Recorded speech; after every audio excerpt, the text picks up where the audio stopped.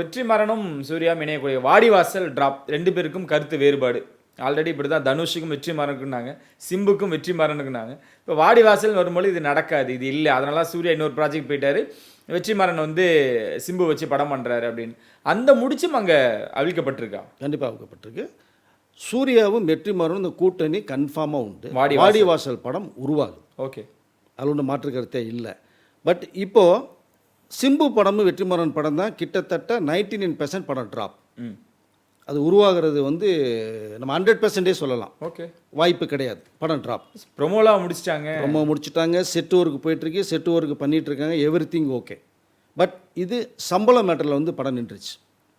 Already Vetrimaaran வந்து வாடிவாசலுக்காக வாங்கப்பட்ட சம்பளத்தை தானு அவர்கிட்டருந்து ஃபுல்லாக வாங்கிட்டார்.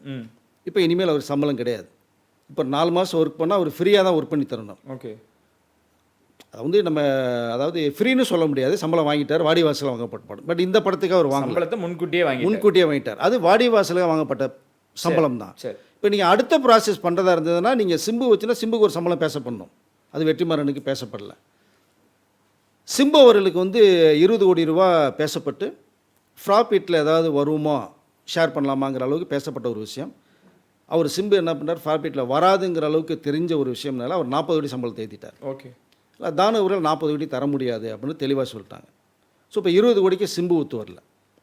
பட் இந்த ப்ராசஸை எடுத்துகிட்டு வெற்றிமாறனும் சிம்புவும் வேற ஒரு ப்ரொடியூசர், தெலுங்கு ப்ரொடியூசர் இப்போ டீல் போய்கிட்டு இருக்கு. மேபி அது மூவ் ஆச்சுன்னா அங்கே அப்படியே ஜம்ப் ஆயிடுவாங்க.